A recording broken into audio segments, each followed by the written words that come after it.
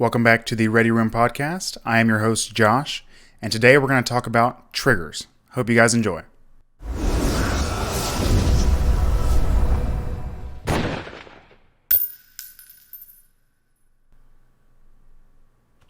All right, guys, welcome back. It has been quite a while. I'm embarrassed to say that having a child has really shaken things up and gotten me off my schedules.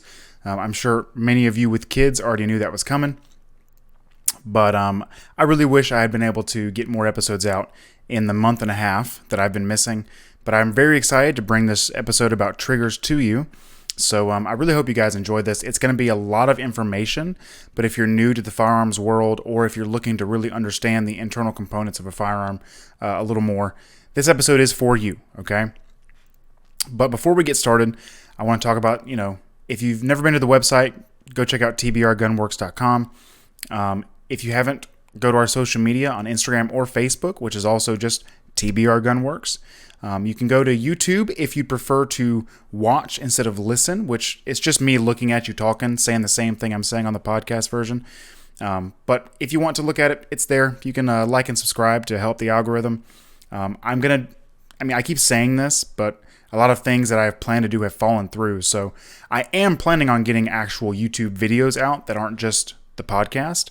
But, can't fix what you can't fix, right? So we're doing our best. Hopefully we're going to get some footage of a 3-day training session in December, and hopefully that'll be out. I would really like to review the ACR, but we'll see how that goes, right? Cameras can be finicky, and I'm poor, so it's a bad mixture.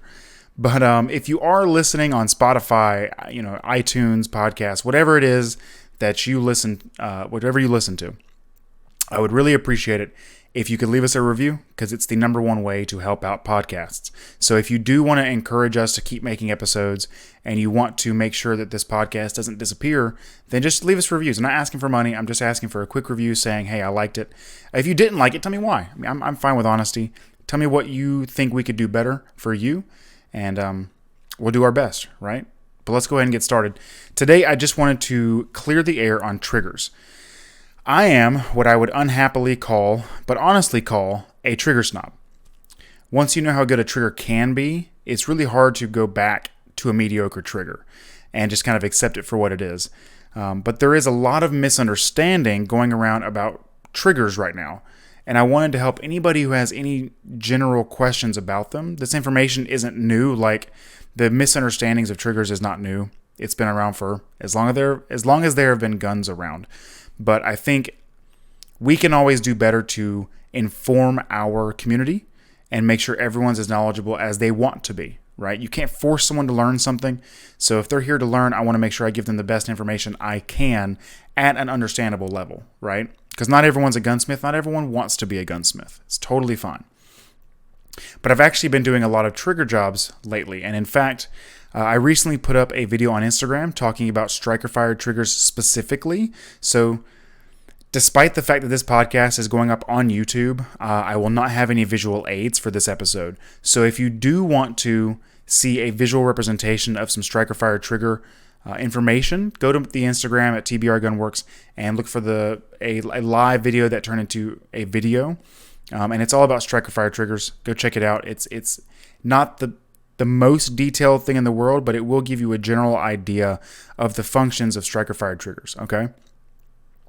But I will still try to make sure I describe everything to the best of my abilities and to make things easy to understand for those who aren't constantly inside of firearms or just aren't familiar with the innermost workings of firearm components, okay? So to ease things along, I want to go over the different stages of the trigger function itself. There are terms that are misused, and it complicates universal understanding. Understanding these terms will help understand modifications and where you may or may not have issues and what can be improved, okay? So also know that there is a saying that guns have specific geometry on all of their internal components for a reason, and one shouldn't change that geometry. And while this statement is true most of the time, it's not always true every time, okay? And for one example is, if a company is saving money on machining or stamping. Sometimes internal components are shaped a specific way for ease of manufacturing, not for giving you the best product. Okay, it's just a standard matter of fact about manufacturing. But take the Walther PDP, for example. The factory trigger is very, very good, but it could be better. And Walther knows this because Walther sells their own trigger upgrade kit for that firearm. So in that instance, the company knows the trigger can be better, but chooses to sell that better trigger to you instead of having it in the firearm from the factory. So this shows that just because the gun has specific geometry on a lot of its internal components doesn't mean that those are there because that's the only way it will function or the only way it'll be safe, okay? They make a trigger that is built to be, let me go back a little bit. Because they sell you this trigger, they know they can do better, but they also know they can make money on doing better, right? So, and sometimes companies do it because if they include that better version of the trigger that takes different manufacturing processes, maybe, it will cost the end user a lot more money, and maybe that end user has a budget or doesn't need that much better trigger or doesn't want that excellent trigger. Sometimes good is good enough. So we're gonna go over all this in a little bit.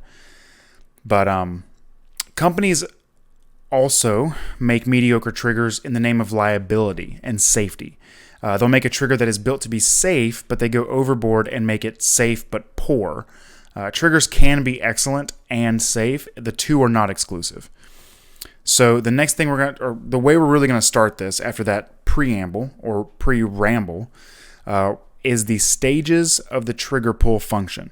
Okay, understanding these stages will make the following information in the rest of the episode a lot easier to digest and understand. Okay, so number one, the first stage of the trigger pull is take up / pre-travel.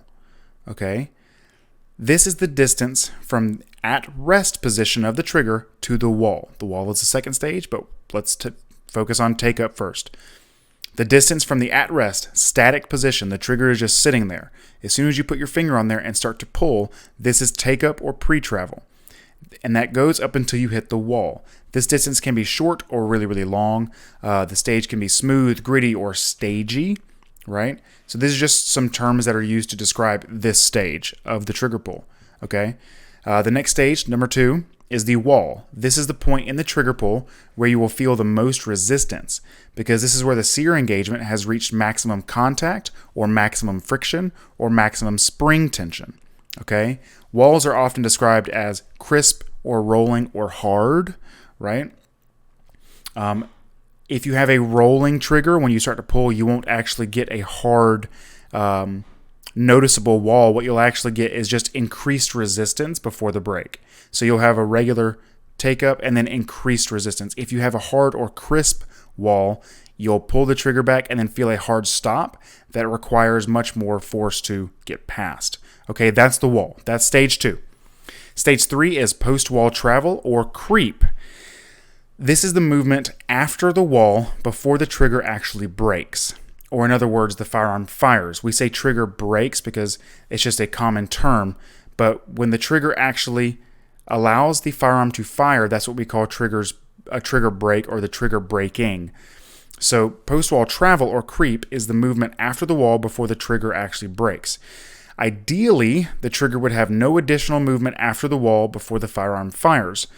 But often, most triggers have no less than 1 millimeter of post-wall travel or creep, but it's usually around 2 to 3 millimeters, and this is because of what they say is safety, but it's typically just manufacturing processes or laziness that put companies to have a very long very long post-wall creep or post-wall travel. A lot of times people will actually use the word creep when they're describing take-up or pre-travel, but as a gunsmith, if you tell me I want to get rid of all the creep in my trigger, I'm going to target the post-wall travel. Everything in between the wall and the actual break, I want to shorten that. If you want reduced take-up, then you need to say, hey, I would like to get rid of take-up or pre-travel. Or, the trigger pull is really, really long. Like that's, it can get confusing when someone who doesn't know what they're talking about, which is not their fault. You don't know what you don't know. I always say that. Because I'm looking at standardized terms and a universal understanding. So this information is actually to help you guys when you're talking to someone who is who is dialed into this stuff, and you're saying, I would like to get rid of this or that, then they understand what you're saying and there's no miscommunication, okay? The fourth stage of the trigger pull is over travel. This is the distance from the point in the trigger. This is the distance from the point in the trigger pull where the firearm goes off. The trigger has broke. And then all the way to where the trigger actually physically stops and the trigger can't go any further forward or rearward, okay? I messed that one. I stuttered a lot during that stage. But basically, from the point where the trigger breaks and the firearm has gone off and you keep pulling to where the trigger actually stops, like it cannot go any further forward. Usually on a stock or factory firearm, this is actually on the frame of the pistol or the trigger guard. The rear of the trigger guard is as far rearward as it can go. Number 5, when the final stage, is reset. This is the point in the trigger release where sear engagement has re-engaged and reset. So the firearm is ready to fire again. Resets are often described as, short or long, and that's really just the distance from where the trigger had stopped and you start to release, how long before it actually resets the firearm, and the firearm is ready to shoot again. A lot of firearms have really long resets. Some firearms have, out of the box, really short resets. And it really comes down to personal preference. I prefer a short reset, but that typically comes along with the firearm that has very short take-up. We're going to get there. I don't want to muddy the water. But either way, your 5 stages of the trigger pull that we're talking about today is your take-up / pre-travel, your wall, your post-wall travel or creep, your over-travel, and your reset. So now that you know the stages of a trigger, the rest of the information covered today should be a little easier to understand. Also, the more firearms you try and the more experience you get with different firearms, the more you'll be able to identify a good trigger or what kind of trigger you like. You'll also be able to identify what stage of the trigger you want to improve or you're having a problem with. First, we need to talk about different kinds of triggers, because some triggers don't actually have every single stage that we brought up. So if you're trying your best to follow along because you're new to all this, just understand that the following section is describing different trigger mechanisms found in different firearms. This is just one of those things we have to cover all of our bases before we can get to the nitty-gritty, right? So we're just going to go over some general trigger mechanisms, how they work, and if they have all the stages that we talked about or not. Okay, double action triggers is the first one. This type of trigger mechanism is found in revolvers, certain semi-auto pistols, and pistols that have both double action and single action trigger functions. Double action means that the trigger mechanism pulls the hammer or striker rearward, as well as drops the hammer or striker all in one single trigger pull. It's doing 2 things, not just one, double action. Single action means that the trigger's only function is to drop the striker or the hammer or the firing pin, which fires the firearm. A lot of older style revolvers and older style firearms, I'm tired apparently. A lot of older style revolvers utilize this trigger, meaning you have to manually cock the hammer every shot to actually use the trigger to fire the firearm. Old single action shotguns or single barrel, which are also single action shotguns as well. Over-unders, there's a lot of firearms that use a single action trigger. The vast majority of bolt actions are single action, as the trigger just simply pulls the sear out of the way so the firing pin can go forward. 1911s are another famous and common single action firearm. I can't name every single action, but there's a lot of them out there. Okay? Wow, that was loud. Single action, double action. It's simple. It does both. You can have the hammer back in single action mode in most, SADA pistols, or you can lower the hammer or decock it down to double action, and you have both. Okay. We did a full episode on single action, double action versus striker. So that's an older episode. You can go look at that, and we go into a lot more detail on the single action, double action, and striker fired setups. There are something called set triggers. Set triggers are not very common anymore, but were found on a lot of older hunting rifles and shotguns. The trigger could be, in a couple different instances, the trigger could be pulled in a longer or heavier regular pull, or you could sometimes push it forward, which would set it into a very light, short trigger pull position. There's also set trigger mechanisms that use a second trigger, where you would pull one trigger to set the trigger and then go to the rear one or forward. It's all over the place. But basically, you were able to change how your trigger worked into a very short, very lightweight trigger pull. And either you would push it forward or use a different trigger to set that other trigger. Or you could pull it normally and it'd be a heavier, longer pull. But that's really not common anymore. We're not going to go into it any further than that because it's not really relevant today. I don't know of any modern firearms that still use set triggers unless which I'm sure they are, the British manufacturers, the very high-end shotgun manufacturers, they still may be putting out set trigger firearms. I would not put it past them. I'm just not very big into the expensive and luxury British traditional shotgun manufacturers. So forgive me for that. Oh, man. Single stage triggers. Oh, wait, I'm sorry. I'm going to go back one more to the striker firearms. This is a muddied version of a single action. Okay, there is no hammer. There is just a sear mechanism that usually holds a striker or firing pin from falling forward, and it's usually in a semi-auto handgun. Okay, the idea itself is very similar to bolt-action firearms, but the mechanisms are a little more complicated, and it's because of the geometry they're fitting inside of. And the added parts and travel distances for those parts typically result in a worse single-action trigger from the factory. But the reason it's single action is because, just like all single action firearms, when you pull the trigger, if the gun doesn't go off, you can't pull it a second time and get a repeat strike. That's something that's big with double action. It's very important to some people is having the ability to pull the trigger again and get a double action hit to, maybe it's a hard primer and maybe the second hit fires it. So single action doesn't have that capability. Some striker-fired handguns do have a follow-up shot capability, but it's because they kind of do actually have a hammer. It's like an internal hidden hammer. It's really, again, irrelevant for what we're talking about today, but I just don't want you to take this and go, oh, all striker-fired handguns are single action only. They're not. There are always exceptions to the rule. We're just going over some generalities, okay? Single stage triggers, this is a term for triggers that have a constant pull weight and pull through feel, trigger pull weight and pull through feel to them with no discernible wall. I'm really struggling right now through this script that I wrote, but what I was trying to say was single action triggers have no real discernible wall besides a rolling wall. It's typically a smooth pull. This is single stage and two stage triggers are typically referred to with bolt actions and rifles. Sometimes shotguns, but not really. You don't really hear about single stage or two stage in handguns. Okay, this is mostly long guns. But single stage means you have a constant pull, no real discernible wall. You just pull until the trigger breaks. Two stage is pretty much every trigger that has a discernible wall.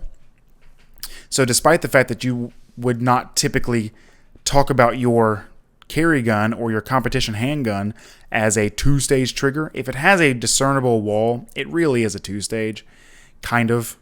I'm really simplifying this, but just know that single stage and two stage, that's what it's often referring to. If you're looking for an AR-15 trigger and you're like, I don't know, well, this is what the difference is. It's typically referring to a bolt action or a trigger in a semi-auto rifle like an AR-15 or a shotgun. It comes down to personal preference, okay? When it comes to single stage or two stage, it comes down to personal preference. Companies will use one of the two terms as a marketing or selling point. But aftermarket companies make triggers for rifles in either category, so you can set your rifle or bolt action, or they're all rifles. You can set your rifle up however you want.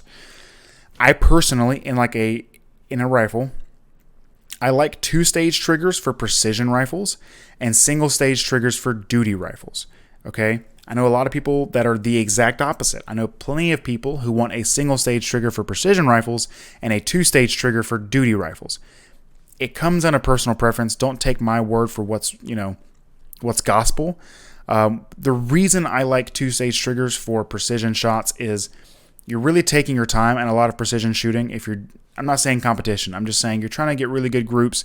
You're just trying to be as accurate as humanly possible. 2-stage allows you to prep that trigger to a wall until you are absolutely sure you have the shot you want to take, and then you have a last little push to break that wall and take the shot. When it comes to a duty rifle, the reason I like single action is because I'm not worried about getting the most precise, accurate, perfect, precision shot on stuff. I'm looking for something that's going to be reliable and something that functions. Minute of man is what we're looking at with a duty rifle. So that's just my personal thought process on it. If you disagree, that's completely fine. I completely recommend putting whatever trigger you are most comfortable with in your rifles and your trigger or handguns and whatever, right? Because all of this, everything we're talking about today, besides the actual factual mechanisms and workings of a trigger, comes down to personal preference. Whatever you like is what you like. Just make sure you're decent with that trigger. So we have finally gotten past a lot of terminology. Now that terminology is out of the way, what makes the different stages of a trigger good or bad? And what makes an entire trigger describable as good or bad, right? Well, in my opinion, as a self-described trigger snob, I would say that a bad trigger has a long take-up, a heavy and hard wall, a lot of creep, and a lot of over travel, and then followed up by a long reset. So this is worst case scenario, and it's all the worst aspects of the stages of a trigger. And sadly, an example of this would be a stock Glock trigger. A lot of people would disagree, but the stock Glock trigger has a long take-up, it has a very hard wall, it has a lot of creep and over travel, and then not only does it have a long reset, it has a reset that will kick your finger forward and off of that trigger as you get to the reset. So it doesn't do well in any of the stages of the trigger pull. Now, it's not the worst in all of those stages. It just doesn't do well in any of them. So this doesn't mean you can't shoot well with a stock Glock trigger, because anything can be worked out when you train. Training is more important than the trigger itself. But there's nothing wrong with wanting to improve your firearm that you own, right? Just know that a good and fancy trigger isn't going to make you a grandmaster competition shooter or the best self-defense shooter in the world. You have to put the work in and you have to train. I want to make sure before we go any further that you guys need to understand training is more important than how good your trigger is. 9 times out of 10, actually 9.5 times out of 10, the gun can outshoot the shooter. So don't always blame the trigger for being why you have issues. I did the same thing. Back in the day, I was buying and selling handguns like crazy because I couldn't figure out what I wanted to carry, what was going to do well for me as a carry gun. And I kept thinking the reason I'm having issues with all these different guns is the guns. I haven't found one that I like just yet. In reality, it was me. I hadn't trained enough with handguns to really be efficient. Once I started training and putting the work in with handguns, well, it's a lot different. You learn what you like, but you are now a proficient shooter. This week, this is only 15 yards, so don't take this as like super impressive, but I haven't shot a P365 SIG in almost a year. In fact, it's definitely been over a year since I shot a SIG P365. A customer was telling me he thinks his sights are off and wanted me to test fire it. So I set the target at 10 yards. I put some 115 grain FMJ in there, and at I believe it was 10 yards. I'm going to stick with 10, not 15. At 10 yards, I put 4 shots in a 1-inch circle, okay, with iron sights. I cannot stand the P365 trigger. But that doesn't mean you can't shoot accurately with it, just like it doesn't mean you can't shoot well with a factory Glock trigger. It can be done, okay? But if you do have training and you decide, I would like to improve my trigger, this is where we move forward.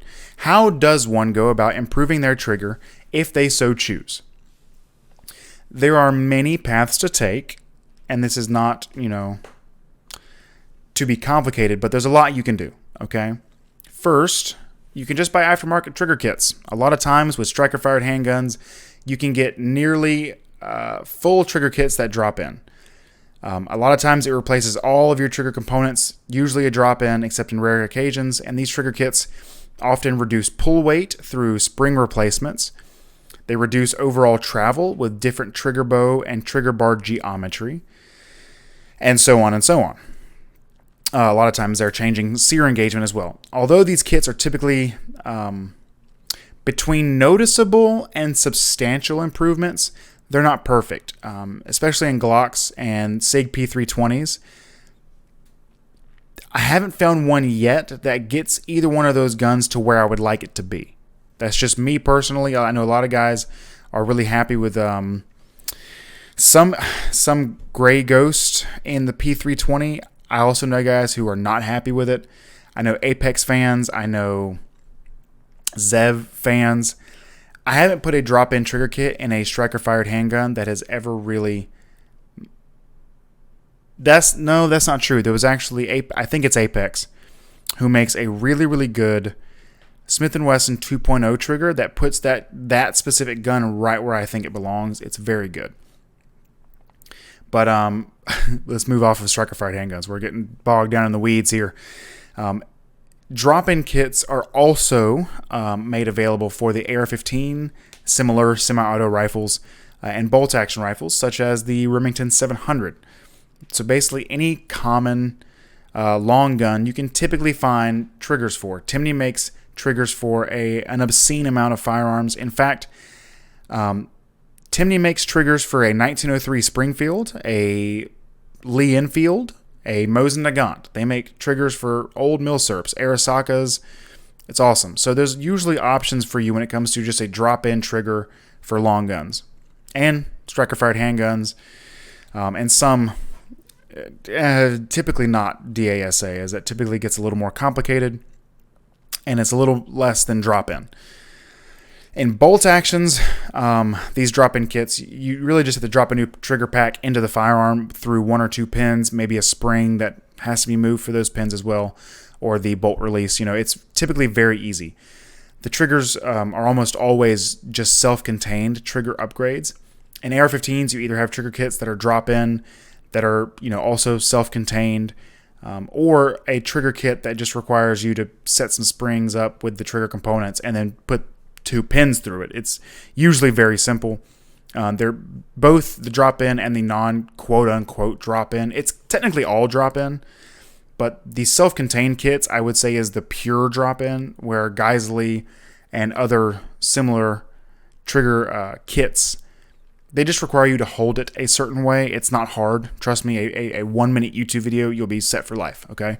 Both are very extremely simple to install and will drastically change your trigger depending on what you buy. You could also start swapping out individual parts to target specific stages of the trigger pull that you want to improve, right? And I'm going to use a 1911 as an example. If I wanted to change the trigger pull weight in a 1911, I could start with changing out the mainspring. The mainspring is what gives the hammer its force to want to move forward. Changing out the mainspring or the sear spring, or both, will change the overall pull weight of that trigger. That's a small targeted change to the trigger pull just through two parts, or one part if you decide. In fact, sear springs, which if you guys have never seen a 1911 sear spring, it is a 3-pronged leaf spring. I describe it as a leaf spring. A lot of people do not like that description. I'm sorry, but it's accurate. It's a 3-pronged leaf spring, and technically, if you know what you're doing, you can adjust and tune each one of those 3 prongs on that leaf spring through gentle and careful and knowledgeable bending. I don't recommend it to most people, okay? If you know what you're doing, you know what you're doing. If you don't, I wouldn't try it, okay? Being able to target what you want to adjust as opposed to doing a full drop-in kit is beneficial. Like I said earlier, drop-in kits do not typically get a trigger exactly where I want it. They typically get it close. And then I'll do some fine-tuning of my own afterwards. This allows for a feel for someone. I'm trying to figure out how I want to describe this. This allows you to learn and feel your firearm and tune that trigger with individual parts, so you are getting the best trigger that you want, because best is very subjective, right? Best trigger can be very subjective. For example, because everyone has opinions, I have an opinion.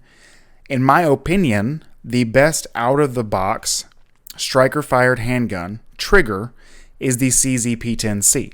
That's just me. But the Walther PDP came out, and I've kind of bounced between the two. I still stand by the factory CZ-P10C trigger over the factory PDP trigger. But both of these firearms have unbelievably good triggers out of the box. And when I say good, I mean short take-up, very nice wall, not too much post-wall travel, not too much over-travel, and a short reset. Everything I'm looking for in a good trigger. Once again, subjective and opinion-based. Take it with a grain of salt, okay? You can also obviously change out individual parts in a striker-fired handgun. The 1911 was just an example of a very easy firearm to change out individual parts on. So what do you change? What do you swap out to change individual stages of a trigger, right? We're going to go through this in the same order we did stages earlier to learn the actual stages of the trigger pull. So in the first stage, you have pre-travel or take-up. So how do you modify the pre-travel or take-up? This is usually solved by changing out the actual trigger shoe or trigger bow, whatever you want to call it, itself, along with the trigger bar, if it's in a striker-fired handgun, or the trigger bars, plural, if it's in another firearm. Like in a 1911, the trigger actually is also the trigger bar. It's a one-piece design.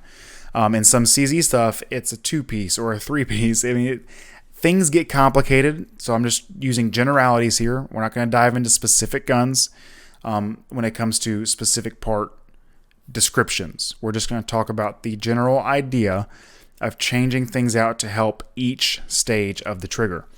So in a gun where you want to shorten the pre-travel or the take-up, typically you would change out your trigger with what some companies call a reduced reach trigger or a short reset trigger. And this is generally changed by different geometry of the parts, which allows the trigger's static position, its at-rest position, to be less forward and closer to the wall. By shortening how much the trigger either needs to move rearward or rotate on its pin, you get rid of a lot of the take-up. Aftermarket trigger return springs can also reduce the weight, the pull weight of that take-up. A lot of guns have stout trigger return springs, and that trigger return spring is trying to actually push that trigger forward back to its static position. By lightening that up, you can reduce the initial trigger pull weight. Typically, the initial trigger pull weight isn't actually the problem. It's the weight of that wall. But if you do think that the trigger pull weight's a little stout, you can reduce, you can hit that trigger return spring, reduce that, and you give you a different feel, okay?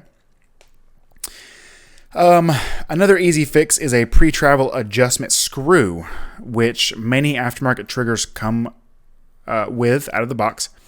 And this allows the user to limit how far forward the trigger can actually move, right? How far forward can the trigger go? And so you're basically, by adjusting, I know I'm holding my hands up to the YouTube video, but if you're on the podcast, I'm sorry, you can't see this. That trigger sets, the pre-travel set screw is actually pushed in or out to adjust where the trigger, its maximum extension. You're changing its maximum extension, either lengthening it for some reason or shortening it with the set screw. And this can be used to prevent the trigger from moving any further forward than is necessary to get a reset. But I really would recommend setting it out a little further forward than the position that it resets in for reliability reasons and safety reasons. Especially for a carry gun, 2 to 3 millimeters of pre-travel is completely acceptable. You don't need to pull the gun out, and as soon as your trigger finger touches that trigger, it's at the wall. A little bit of pre-travel is okay. Okay, you don't need 20 millimeters of pre-travel, but you don't need .001 either. Let's find a happy medium for the carry guns, guys. I'm just trying to sprinkle some safety in here while I go over information, okay? The second stage, the wall. The feel of the wall comes down almost entirely to sear engagement. If the sear surfaces are really worn or rounded, you'll get more of a rolling wall feel. Because these surfaces are no longer super flat surfaces that are just hard pressed against each other. They're rounded surfaces with lots of wear on them, and they tend to just kind of roll past each other as long as you keep putting that pressure on there and pulling it to the rear. If the surfaces are new and sharp and flat and hard 90 degrees, you'll have more of a hard stop with the wall, but also a crisp break. I'm not going to go into too much detail on how to fix your wall. That's going to come down to what you want. I know a lot of guys who shoot competition with, surprisingly enough, Shadow 2s. This is very common for the Shadow 2s or the Tactical Sport Oranges. After thousands and thousands of rounds through those guns, you'll see sear engagement on those guns that is really, really worn. And you have what feels like a completely single-stage firearm. You'll pull, and there's no noticeable wall whatsoever. It just rolls right on through until the trigger breaks. If you like that, that's awesome. I know guys who love it. I know 2 competition shooters that they want that rolling wall. I like to prep my trigger, so having a noticeable wall to prep to is helpful for me. But once again, that comes down to personal preference. But just know that your sear engagement is what's giving you the different feels of walls, okay? Number 3, post-wall creep. This also does come down to sear engagement surfaces. It's not all it comes down to, but I promise you, changing sear engagement surfaces will change how much creep you have. And it's because that post-wall creep or post-wall travel is actually you still trying to make it through the wall. I've broken it into a third stage, but it's still the wall. You're still just trying to get through that wall, right? If there's a ton of material making contact between those mating surfaces, they have to get out of the way of each other to let the firearm fire. So 2 large flat surfaces that are under completely opposing forces take either a lot of time or a lot of force to move out of the way. Changing the actual geometry of those mating surfaces will change. They'll change when your firearm breaks. I prefer a little less material on my sear engagement surfaces so that I have much less post-wall creep. Once I get to the wall, I don't mind half or 1 millimeter of creep before it breaks, but that's it. I don't like to keep pulling and pulling and pulling and pulling through the wall. Once I've reached the wall, my gun should be ready to go off. So that's just how I feel about it. That's how a lot of my customers feel about it. I'm not going to go into extreme detail on this one either, because if I did tell you guys what you could do, and someone misinterprets that and does it incorrectly or doesn't have the proper knowledge or skills to do the modifications that I do by hand, then you could very easily make your firearm unsafe. And it's almost impossible to describe without visual aid. If you would like a general idea of how I change sear engagement surfaces, go to that Instagram video I was talking about earlier, where I go over the basics of sear engagement on a striker-fired handgun. TBR Gunworks on Instagram. There's a very basic and general video on there that's very, I would say, recent, as of November 2021, right? We're in 2021, yes. It's recent. It's going to give you basics, and it does have visual aid. Now, it's specifically talking about striker-fired handguns, but the idea does translate decently to other firearms, okay? Number 4, post-wall travel. This can be shortened by a few things. Aftermarket trigger, bows, or shoes, whatever you prefer, with different geometry typically is very common. Aftermarket trigger bars with minimalized dimensions so that travel is actually limited. And post-travel adjustment screws. That's the most common. Post travel adjustment screws are the most common out of the bunch. If you have a trigger with a post travel adjustment screw, it will also typically have. Okay, I said post travel, over travel, same thing. Over travel. I'm gonna correct the script right now, so I don't say it again to confuse anybody. Over travel adjustment screws. Whoa! The script tried to get all 38 font sized on me. Okay, sorry. I got really distracted. Over travel adjustment screws typically come with your aftermarket triggers. And it typically, aftermarket triggers that are going to come with either a post-travel, over-travel or pre-travel adjustment screw, they usually come with both. Rarely do you see a gun that only comes with one or the other. So it's really common to see firearms with an over-travel adjustment screw. This is the same thing as the pre-travel. It's just doing the opposite, or doing the same thing on the rearward pull of it. This screw just lets you adjust where the trigger itself actually physically stops. You can overdo this very easily by having it stop before the gun even fires. If you crank that set screw down, all the way to where you pull the trigger and you have a hard stop before the gun actually goes off, well, clearly that's not good. But with only a few minutes of testing, you can set the trigger to physically stop right after the break. Just give it a little bit of clearance for reliability reasons. You never know if you're going to need a slightly longer pull on something. I mean, things happen, guys. Guns get dirty, and different external influence, such as dirt, getting into the firearm can change dimensions. You're changing tolerances, and you're changing how surfaces mate with each other. So with both the pre-travel and the over-travel adjustment screws, add a little bit of clearance than the absolute minimum, right? That way you're keeping with reliability. But over-travel and pre-travel are the easiest stages of the trigger to clean up, in my opinion, because set screws, over-travel and pre-travel set screws are so common that you should be fine, okay? And so we went over each stage. When it comes to resets, guys, reset is also typically long or short based on trigger shoe or trigger bow geometry.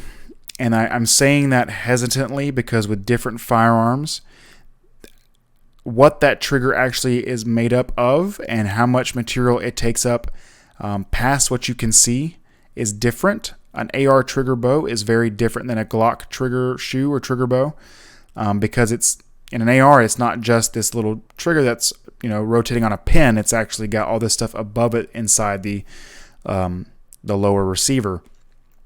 Typically, it is the trigger itself that will modify the reset because the travel is also changing when that sear is allowed to re-engage. So if you have a reset that's much too long, I would do research on your individual firearm because this is more of a case-by-case basis, right? So technically all of this is case-by-case, but this is, once again, generalities and basics of triggers. If you're looking to shorten up a reset on a trigger,